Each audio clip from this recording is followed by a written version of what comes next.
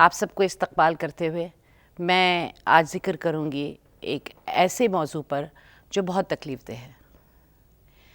कहा जाता है, बड़ी पुरानी कहावत है, एग्ज़ाम्पल है कि अगर आप एक पेड़ की तरफ मुँह करके 40 दिन तक उसको कोसते रहें तो वो भी एक दिन मुरझा जाता है। हमारी पुरानी बुज़ुर्ग ख़वातीन जो हैं वो हमें इस तरह के कहानियाँ तो सुना गईं, लेकिन शायद हमने अमल करना नहीं सीखा उस पर। अगर आप गौर से देखें तो औरतों का इमोशनल अब्यूज़, घरेलू उनके ऊपर इमोशनल अब्यूज़ जो होता है वो उस पर अगर हम गौर फरमाएं तो आहिस्ता आहिस्ता ये ख़वातीन जो कि महकनी चाहिए, मुस्कुरानी चाहिए, जो फूलों की तरह खूबसूरत और कमसिन हैं, वो भी इसी तरह से मुरझाती चली जा रही हैं। और हमारे मुआशरे में ज़्यादातर ख़वातीन डिप्रेशन का शिकार होती चली जा रही हैं। आखिर क्यों? चलिए इस पे बातचीत करते हैं। आज हमारे स्टूडियो में प्रोग्राम आखिर कब तक में कुछ मखसूस हमारे मेहमान हैं जिनसे अब हम बात करेंगे, और आज का मौजू है इमोशनल अब्यूज़।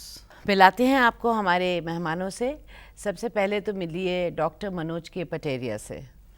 ये एक साइंटिस्ट हैं और डॉक्टर M.A. हक जो कि साइंस के ऑथर हैं, और हमारे साथ फौजिया मकसूद हैं जो कि फैकल्टी में डिपार्टमेंट ऑफ एजुकेशन में काम करती हैं। तो चलिए आज शुरू करते हैं अपनी गुफ्तगू। हमारा मौजू है, जैसे कि आप लोग जानते हैं, इमोशनल अब्यूज़। ये एक ऐसा क्राइम है जिसके बारे में लोग जानते तो हैं और काफ़ी ज़बरदस्त पार्टिसिपेशन भी है उसका, लेकिन बहुत कम ऐसे सल्यूशंस हैं या बहुत कम ऐसी जगहें हैं जहाँ पे औरतें जाके अपनी तकलीफ़, ये जो मेंटल टॉर्चर है और जिस तरह के इमोशनल आहिस्ता आहिस्ता एक औरत जो है घुल के ख़त्म हो जाती है और एक खिलता हुआ फूल, एक खूबसूरत मुस्कुराता हुआ चेहरा जो है वो आहिस्ता आहिस्ता डूबते डूबते बिल्कुल मुरझा जाता है। इसके बारे में आज हम बात करेंगे और हम चाहते हैं कि हमारी ऑडियंसेस खुल के पार्टिसिपेट करें। तो बताइए इसके बारे में आपका क्या ख्याल है फौजिया? इमोशनल अब्यूज़ को समझने के लिए ये जानना ज़रूरी है कि ये होता क्या है और ये क्यों होता है। इमोशनल अब्यूज़ एक ऐसा अब्यूज़ है जिसमें कि जो अब्यूज़र होता है वो विक्टिम को इतना ज़्यादा ट्रॉमेटाइज्ड कर देता है, इस तरह का बिहेवियर उसके साथ प्रेजेंट करता है कि जो विक्टिम होता है वो एक स्ट्रेस डिसऑर्डर से गुजरने लग जाता है, साइकोलॉजिकली ट्रॉमेटिक हो जाता है। उसका तरीका बहुत आसान होता है। जो अब्यूज़र होता है वो येल कर सकता है, उस पर चिल्ला सकता है, उनको ऐसी चीज़ों के लिए मजबूर कर सकता है जो वो करना नहीं चाहते हैं। और भी तरीक़े हैं, मैं आपको बताऊं। सबसे बड़ा तरीक़ा है इंडिफरेंस है कि आपकी वो बीवी है जी, या वो आपकी मैंने तो बहुत कम ऐसा देखा है कि बाप ऐसा करे, लेकिन कुछ तबकों में अफसोस के बाप और भाई भी ऐसा करते हैं, लेकिन ज़्यादातर हम देखते हैं कि ससुराल में इस किस्म का ट्रीटमेंट शुरू होता है। तो मेरे ख्याल में एक लड़की बहुत ज़्यादा उम्मीदें और ख्वाब लेके अपने ससुराल जाती है और वहाँ से उसके आहिस्ता आहिस्ता जो है वो निढाल होनी शुरू होती है। उसको जब कंपेयर करना शुरू किया जाता है कि वो तो ऐसे करती है, तुम ऐसे नहीं कर पाती हो, या तुम इस काम के लायक हो ही नहीं, ये तो बचपन से शुरू हो जाता है। जी जी। तो उसका जो कॉन्फिडेंस लेवल होता है वो इस कदर लो हो जाता है, इतनी लो एस्टीम्ड हो जाती है कि भी वाकई में वो कोई भी काम नहीं कर पाती है, कोई चॉइसेस ही नहीं रहते, कोई चॉइस नहीं रहती। वो इतनी ज़्यादा डिप्रेस हो जाती है, एंग्जाइटी लेवल इतना बढ़ जाता है कि वो जो चीज़ें कर भी सकती थी वो भी करने के लायक नहीं रह जाती। ठंडे रहते हैं, पसीना आता रहता है, लो ब्लड प्रेशर हो जाता है और डिप्रेशन का शिकार हो जाती है। और जब से वो पैदा होती हैं और जब से उनकी शायद शादी होती है, शादी के बाद तक भी अगर सही पार्टनर नहीं मिल पाता है, अपने आप को वो प्रॉपर्ली नहीं एक्सप्रेस कर पाती हैं, तो उनके साथ ये होता ही रहता है, लगातार होता है। और क्योंकि ये इमोशनल अब्यूज़ के कोई फिजिकल मार्क नहीं होते, ये जो चीज़ होती है आपके सोल को हर्ट कर रही होती है, आपके दिमाग पे ये हावी हो रही होती है। जैसे कहते हैं खंजर चलते हैं तो जख्म तो दिखते हैं। जी बिल्कुल, दिमाग पे हावी होती है। तो वो कई बार ये समझ ही नहीं पाती कि उसके साथ इमोशनल अब्यूज़ भी हो रहा है। उसका कहना होता है कोई बात नहीं, मारते तो नहीं, डांट देते हैं। ये फीलिंग के साथ वो जी रही होती है कि कोई बात नहीं, चलो तो कोई नहीं। अपने नजरों में वो गिरती चली जाती है, बहुत ज़्यादा नहीं होती। चलिए पहले हम एक स्टोरी देखते हैं इसी से रिलेटेड और फिर वापस आते हैं और गुफ्तगू जारी रखते हैं। जी ज़रूर।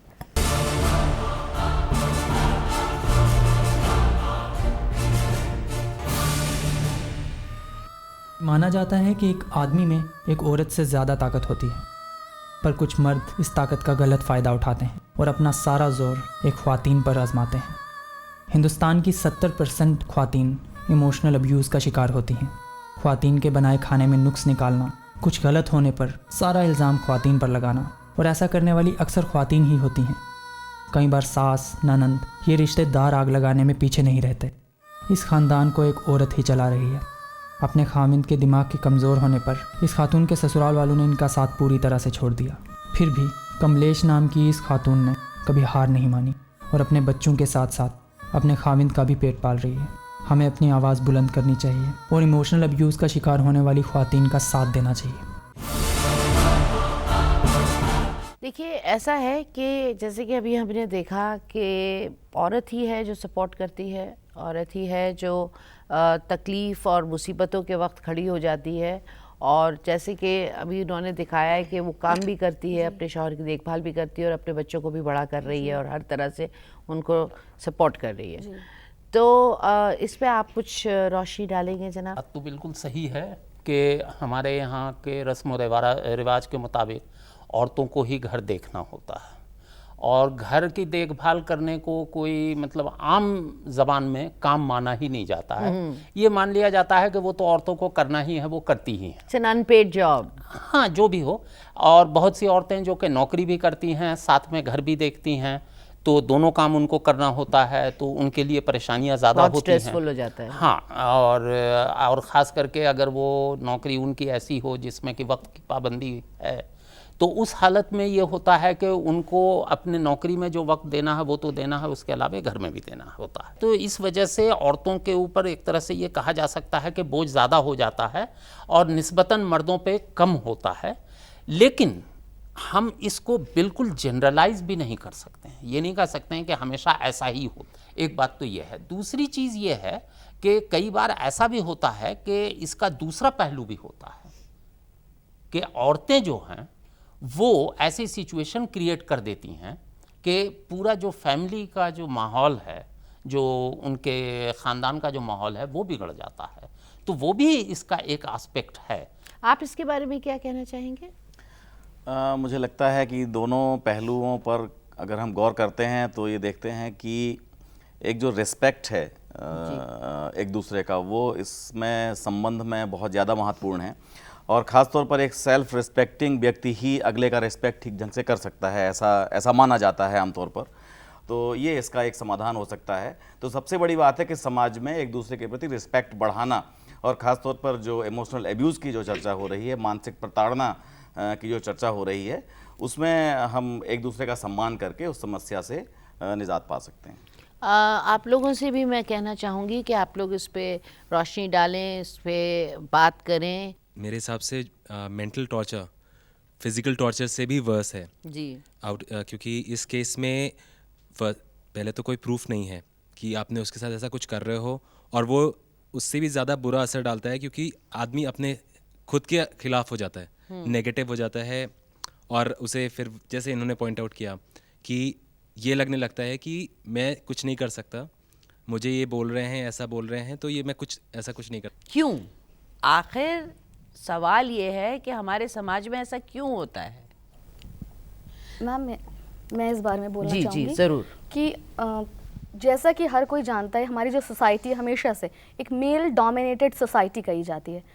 इस सोसाइटी में जब वुमन, मैं ये हर किसी के बारे में नहीं कह रही हूँ, लेकिन एक जनरल आइडिया बता रही हूँ कि ये इमोशनल अब्यूज़ शुरू क्यों होता है। अगर आप देखेंगे कि वुमेन जब आगे निकल रही है, मर्दों से भी आगे बढ़ रही है, तो ऑब्वियस सी बात है, जैसे उन्होंने बताया कि घर में भी वक्त नहीं दे पा रही है, कई बार वर्क प्लेस की अपनी अलग टेंशन्स होती हैं, तो कहीं ना कहीं जेंट्स को, मेल्स को ये लगने लग जाता है कि शी इज़ गोइंग, मेरे कंट्रोल से बाहर हो रही है। लेकिन ये तो अक्सर बच्चियों के साथ बहुत शुरू से ही शुरू हो जाता है। तो पेरेंट्स भी अक्सर यही चाहते हैं कि बच्चे जो हैं वो कंट्रोल के अंदर हैं, वो हमेशा एक कंट्रोल फ्रीक। जी, वो कंट्रोल फ्रीक, एक डोमिनेंस हमारा बना रहे, मेरे कंट्रोल से कभी बाहर ना जाना पाए, मेरा पावर लूज ना हो जाए। तो आइए गुफ्तगू करते हैं। इस एपिसोड में हमारा आज का मौजू है इमोशनल अब्यूज़, जो कि बहुत ही खामोशी से होता रहता है और लोगों को पता भी है, लेकिन उसके बारे में कुछ किया नहीं जाता। तो जी, आप कह रहे थे? मैं जो चर्चा चल रही थी कि बच्चियों के साथ और महिलाओं के साथ ये जो एब्यूज़ की चीज़ें होती हैं, मैं ले जाना चाहूँगा आपको हमारी परंपरा की ओर, जो हमारी गांव की परंपरा है और जहाँ से हम बहुत सारे लोग आते हैं। तो हमने देखा है कि और आज भी प्रचलन में है कि हर लड़की, हर महिला किसी न किसी रिश्ते में होती है, पूरे गांव के रिश्ते में होती है। कोई हमारी कोई लड़की है तो उसका कोई भाई होगा, कोई चाचा होगा, कोई ताऊ होगा, कोई मौसी होगी, बुआ होगी, आंटी होगी, चाची होगी। इस तरह से एक पूरा गांव का माहौल आपस में ऐसा बना होता है जहां हम रिस्पेक्ट करना सोचते हैं, जिसकी मैं शुरू से बात कर रहा था।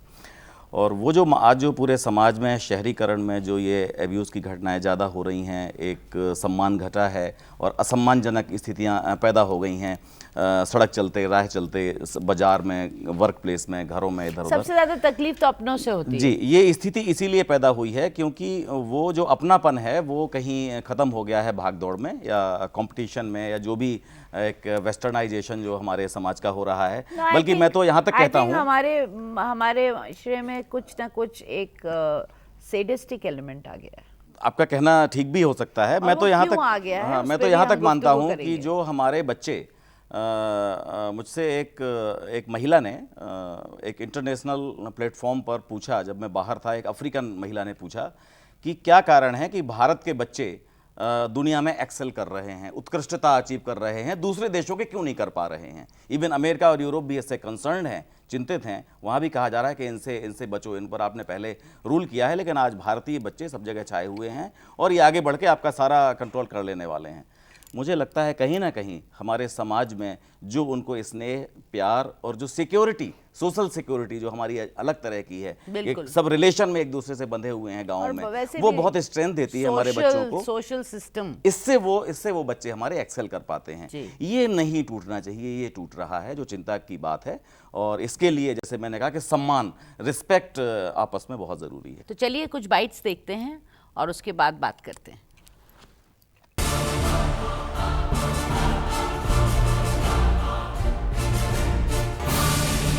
अगर वो एडजस्ट कर सकते तो ठीक है, नहीं करे तो मतलब उसको समझाना चाहिए अपने पति को कि मतलब जो तू कर रहा है वो क्यों कर रहा है। सबसे पहले घर पे बात करनी चाहिए, नहीं हुई फिर कंप्लेन लॉन्च करनी चाहिए उसके लिए भी। बिल्कुल रिपोर्ट करनी चाहिए पुलिस में। ये तो एक क्राइम है ना कि अगर लड़की को आप इमोशनली अब्यूज़ कर रहे हो, किसी भी तरीके से उसको टॉर्चर कर रहे हो, तो मुझे लगता है कि उसको पुलिस स्टेशन पे जाके रिपोर्ट करनी चाहिए। अगर वो समझा सकते हैं वो भी ठीक है, नहीं समझा सकते फिर उसको एक्शन तो लेना पड़ेगा। लीगल इशू है, इसके लिए सारे एक्ट्स और लॉज बने हुए हैं, तो उसके लिए कंप्लेन लॉन्च करे तो जो लीगल एक्शन होएगा वो लिया जाएगा। इस टाइप के इंसिडेंट्स पहले बहुत ज़्यादा होते थे, अब बहुत कम है। काफ़ी ज़्यादा लोगों में काफ़ी ज़्यादा अवेयरनेस आ चुकी है, पर स्टिल अगर ऐसे केसेस आते हैं तो there is special women cells. सवाल ये उठता है कि विमेन सेल्स या कोई भी गवर्नमेंट की इस किस्म की एक संस्था या पुलिस के पास जाना, ये तो कहना बहुत आसान है, लेकिन जो औरत अपनी शादी बचाना चाहती है या घर में किसी तरह से अपनी एक मखसूस जगह बनाना चाहती है, या वो चाहती है कि किस तरह से माहौल ठीक हो जाए, या उसे अपने शौहर से बहुत ज़्यादा स्नेह और प्रेम हो, तो बहुत तकलीफ़ देह चीज़ है। और फिर बच्चे, सबसे बड़ी चीज़ है, बच्चे होते हैं साथ में, बच्चे क्या सोचेंगे। लेकिन ये इस किस्म का जो एक अजीब सा माहौल बन जाता है, मेरे ख़्याल में जो ऐसी औरतें होती हैं वो बड़ी दब जाती हैं और सहमी सी हो जाती हैं। उनके लिए इस तरह से इतने बड़े बड़े कदम उठाना मेरे ख़्याल में मुश्किल है। बहुत आसान है कह देना, उसके लिए पढ़ा लिखा होना, शुरू से एक पावरफुल कैरेक्टर की ज़रूरत होती है, लेकिन हमारे देश में आमतौर से इस तरह का माहौल नहीं होता। तो मैं ये सोचती हूँ कि इसके अलावा किस किस्म के हम लोग सोसाइटी में ख़ुद किस तरह के सॉल्यूशंस ढूंढ सकते हैं। मैं ये कहना चाहता हूँ कि इमोशनल एब्यूज़र जो होता है वो एक ऐसा पैटर्न फॉलो करता है जिसमें ये नहीं होता कि वो रेगुलरली एब्यूज़ कर रहा होता है।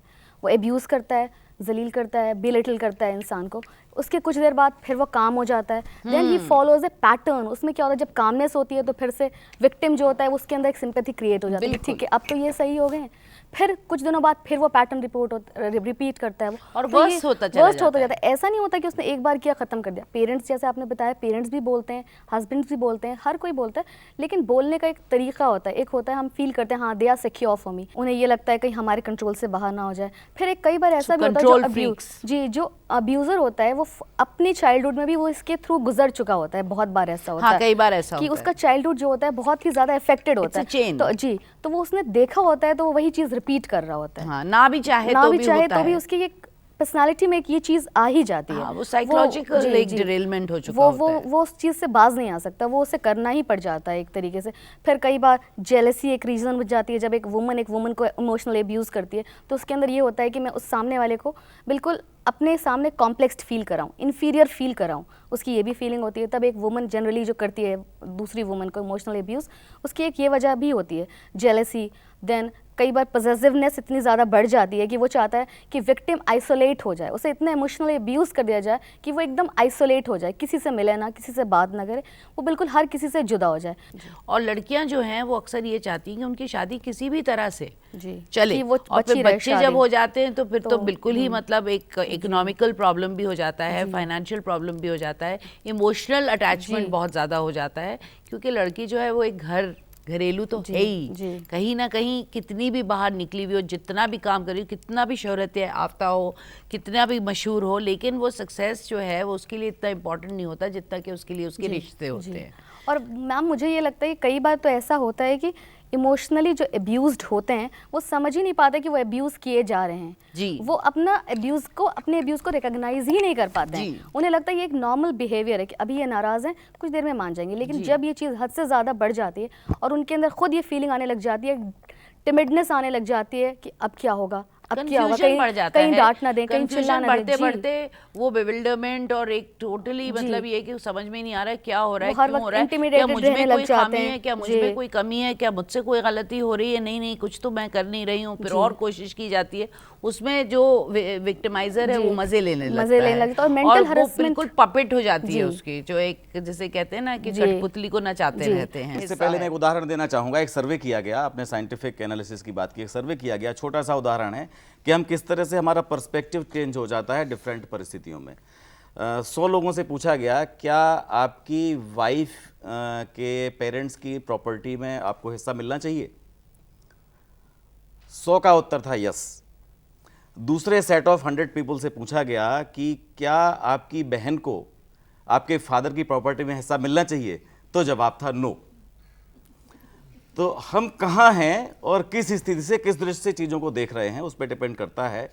और अगर हम स्वयं ये एनालाइज कर पाएँ और देख पाएँ कि हमें कहाँ पर, किस स्थिति में, किस प्रकार से अगले की भावनाओं का भी सम्मान करना है और उस तरह से हम निर्णय लें, तो मुझे लगता है ज़्यादा महत्वपूर्ण होगा। यहाँ पे मैं ये कहना चाहती हूँ कि शायद हमारे देश का माहौल ज़रा, हमारी सोसाइटी ऐसी होती है बहुत ही ज़्यादा जो फैमिली ओरिएंटेड और जॉइंट फैमिलीज़ का जो एक हिसाब किताब है, उसमें बहुत सी अच्छी बातें हैं। बच्चे आपके बहुत प्यार से एक दूसरे के साथ पल जाते हैं, आपके पास कंपनी होती है, जेठानी जी सब अपना साथ में, मुमानिया ये वो, बहुत अच्छा माहौल रहता है। औरतें जो जैसे जैसे उम्र में बढ़ती जाती हैं उनको भी अप्रिशिएट करना चाहिए, ताकि वो इतना ज़्यादा इनसिक्योर ना हो जाएं कि वो उनका जो अंदर के बुरा इंसान है वो ऊपर आ जाए।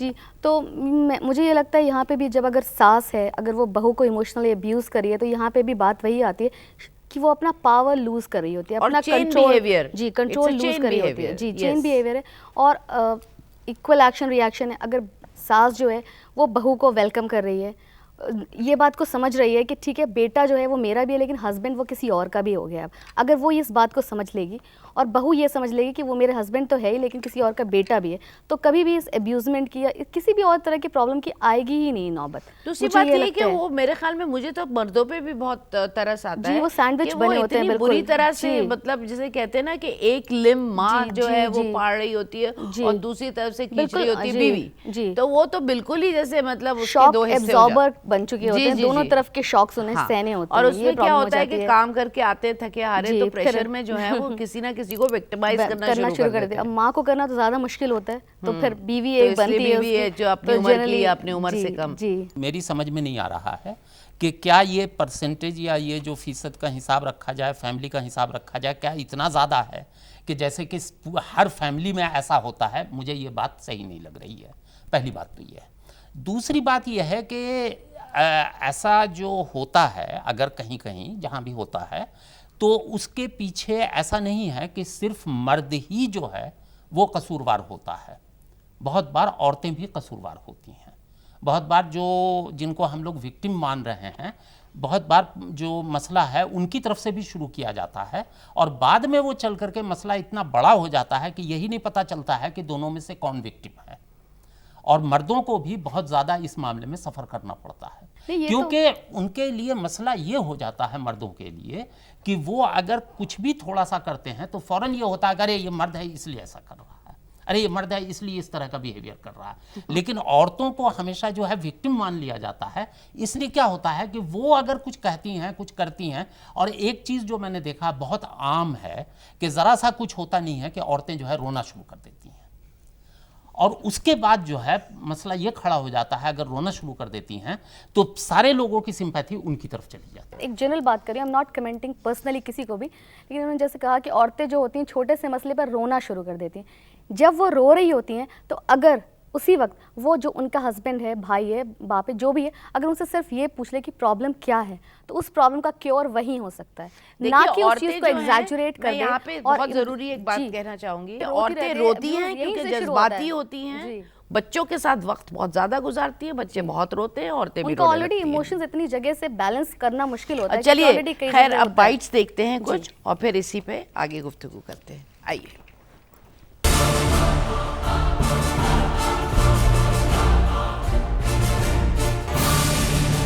कुछ भी हो सकता है, साइकोलॉजिकल रीज़न हो सकते हैं इसी चीज़ के, या डोमिनेटिंग नेचर होगी किसी चीज़ की, या कोई भी पर्सनल इश्यूज हो सकते हैं। ड्रिंक करके मैक्सिमम मतलब घर में वो मार पिटाई होती है तो वो ड्रिंक करके आते हैं। कई बार एक बंदा जो है वो साइको है। अभी के टाइम पे अगर आप देखोगे ना तो मेंटली प्रॉब्लम एक मेरे हिसाब से बहुत बड़ा इशू है। बाहर का ऑफिस का गुस्सा उधर आके अपनी बीवी पे निकालना, मतलब तूने बड़ी बातों पे मतलब उसको फ्रस्ट्रेशन निकालते हैं, तो हो सकता है मे भी मतलब मेंटली वो अपसेट हो। उसमें भी कई बार वो मेंटल इल है, तो इस तरह के इश्यूज़ हैं, डिफरेंट इश्यूज़ हैं जिसकी वजह से वो डोमेस्टिक वायलेंस के लिए ज़्यादातर मतलब घर में इस तरह की चीज़ें होती रहती हैं। जो इमोशनली जब स्टेबल नहीं होता बंदा उसकी वजह से होता है ये। आप इमोशनली स्टेबली ये होता है, सिचुएशनल भी होता है, कुछ तो डिसऑर्डर होता है। डिसऑर्डर फ्यू है बट मोस्ट ऑफ क्वांटिटी में आप देखोगे तो वो सिचुएशनल ही है।